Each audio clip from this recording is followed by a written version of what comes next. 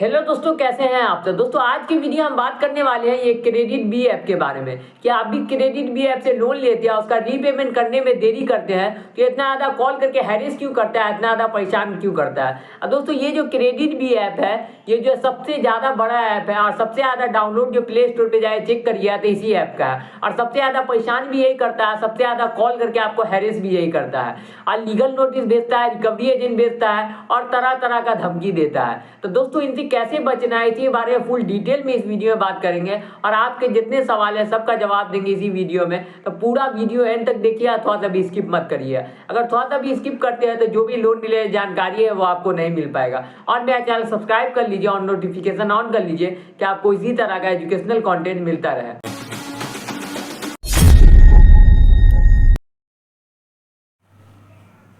तो दोस्तों मेरे सब्सक्राइबर जो बार बार कॉल करके मेरे सवाल पूछते हैं, बार बार कमेंट सेक्शन में जो कमेंट करके बार बार सवाल पूछते हैं, तो उन सब सवालों को मैंने एक जगह इकट्ठा किया और सबका जवाब दूंगा।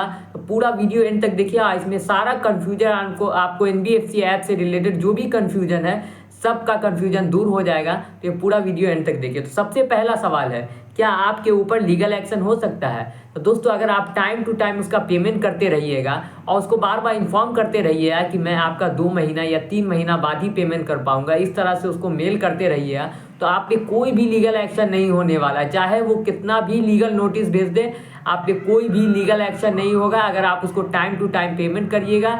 या नहीं तो अगर आपको टाइम लेना है 2 महीने का, 3 महीने या 4 महीने का, तो उसका टाइम लेके उसके बाद जो है ना उसको मेल कर दीजिएगा, उसको समझा दीजिएगा, उसके बाद जो है ना आप उसको पेमेंट करिएगा, तो आप पे कोई भी लीगल एक्शन नहीं होने वाला अगर आप कोई स्कैम और फ्रॉड करने का आपको इरादा नहीं है तो, और उसका टाइम टू टाइम पेमेंट करिएगा तो। और दूसरा सवाल है, क्या हमारे घर रिकवरी एजेंट आ सकते हैं। तो दोस्तों अगर आपका घर कोई भी विलेज एरिया में है तो रिकवरी एजेंट नहीं आते हैं। वही आपका घर सिटी में है और सिटी से नज़दीक है और आपका लोन ज़्यादा का है, जैसे 20,000 प्लस का लोन है, तो वो जो है रिकवरी एजेंट आ सकते हैं। और गांव में भी अगर आपका घर है लेकिन अगर लोन ज़्यादा का है, जैसे 5 लाख 10 लाख, तो आ सकते हैं। लेकिन अगर कम का है, जैसे 20,000 30,000 का, इतना तक का लोन है, या नहीं तो 10,000 का है, तो इतना तक का लोन है, तो गांव में इतना नहीं आते हैं क्योंकि गांव में पहुंचने का उतना अच्छा साधन नहीं होता है, इसीलिए गांव में इतना जल्दी रिकवरी एजेंट नहीं आते हैं। और क्या कहते शहर में जो है बहुत जल्दी आ जाते हैं क्योंकि शहर में पहुंचने का साधन अच्छा रहता है और शहर में वो जाते हैं तो उसको रिकवरी एजेंट को कोई मारता भी नहीं है और उससे अच्छे से बात भी करता है। और गाँव में कोई भी रिकवरी एजेंट जाते तो उसको बहुत मार पड़ता है, इसी डर से जो है ना गाँव में जल्दी जाना भी नहीं चाहता कोई भी रिकवरी एजेंट, और उसका तेल भी ज़्यादा खर्चा हो जाता है और बहुत ज़्यादा परेशान भी हो जाता है। और गांव में घर को खोजने में बहुत दिक्कत होता है उसको, कि एकदम अंदर में जाते, एकदम अंदर में होता है गांव, तो इसी वजह से उसको खोजने में ही दिक्कत होता है, इसलिए गांव में जल्दी नहीं जाते वो। और दूसरा सवाल है, रिकवरी एजेंट आए तो उससे कैसे बचे। तो दोस्तों कोई भी रिकवरी एजेंट आए और उसके पास कोई भी आइडेंटिटी प्रूफ नहीं रहे, जैसे विजिटिंग लेटर, आईडी कार्ड, ऐसा कोई भी चीज़ नहीं रहे, तो उसी वक्त उसको भगा दीजिए। आप बोलिए मेरा आपसे कोई भी लेना देना नहीं है, मैं आपसे कोई भी बात नहीं करने वाला हूँ, आप चुपचाप यहाँ से चले जाइए। मेरे जब 2-3 महीना में पैसा आ जाएगा मैं आपका पेमेंट कर दूंगा, वो भी ऑनलाइन डायरेक्ट ऐप से पेमेंट करूँगा। मैं आपको 1 रुपया भी आपके हाथ में नहीं देने वाला हूँ, डायरेक्ट आप ऐसे उसको बोल दीजिए। और चौथा सवाल, क्या सिविल स्कोर कम हो जाए तो क्या करना है। दोस्तों अगर आपका सिविल स्कोर कब कम होता है, जैसे आप बहुत सारे एनबीएफसी ऐप से लोन ले लेते हैं, आपको लोन लेना ही है, ज़्यादा का लोन लेना है, एक ही ऐप से बहुत ज़्यादा लोन ले लीजिए, लेकिन बहुत सारा ऐप से लोन ले लीजिएगा तो आपका सिविल स्कोर ऑब्वियस सी बात है ही कम हो जाएगा। और क्या कहते हैं आप सबका उसका पेमेंट करने में दिक्कत होगा, जैसे 6-7 ऐप से ले लिए 5-5 हज़ार का, 6-6 हज़ार का, तो इस तरह से सबसे इंटरेस्ट भी बहुत ज़्यादा लगेगा और आपका सिविल स्कोर भी बहुत ज़्यादा डाउन हो जाएगा। तो अगर आपको लोन भी लेना है तो बस एक ही ऐप से बहुत ज़्यादा लोन ले लीजिए, और क्या कहते हैं बहुत सारा ऐप से लोन लीजिए तो आपका सिविल स्कोर बहुत ज़्यादा डाउन हो जाएगा, क्योंकि सब ऐप में किसी का एक बार पेमेंट कर दिए, किसी का एक बार पेमेंट नहीं कर पाए, तो इसमें आपको दिक्कत भी होता है और आपका सिविल स्कोर भी बहुत ज़्यादा डाउन हो जाता है। अगर आपको सिविल स्कोर को अप करना है तो सबसे पहला काम करना है कि क्या है, आप कोई भी सामान को जो है ना ईएमआई पे मंगा लें और उसका टाइम टू टाइम जल्दी जल्दी पेमेंट कर दें, तो आपका सिविल स्कोर अप हो जाएगा। और आप बहुत ज़्यादा ऐप से लोन ना लें, तो इससे जो है ना आपका सिविल स्कोर अप हो जाएगा। तो ये बात आपको समझ में आ गई, आपको सिविल स्कोर कैसे अप करना है।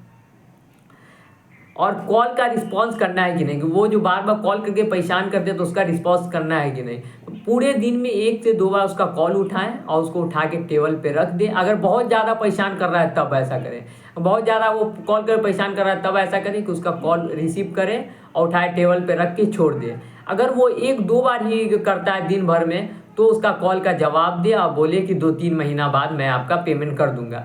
लेकिन अगर कोई बदतमीजी करता है, बार बार कॉल करके हैरेस करता है, तो उसका जो है ना कॉल उठाएं, टेबल पे उठा के रख के छोड़ दे, बस यही करना है आपको। क्या हमारे ऊपर FIR हो सकता है? दोस्तों आपके ऊपर कोई भी FIR नहीं होगा, कोई भी कोर्ट केस नहीं होगा अगर आप टाइम टू टाइम पेमेंट करिएगा। हम आपको बार बार यही बात बोल रहे हैं, 2-3 महीना टाइम ले भी सकते हैं, 4 महीना, लेकिन आपको उसको मेल कर देना है, बता देना है और आपके पास कोई प्रूफ रहना चाहिए।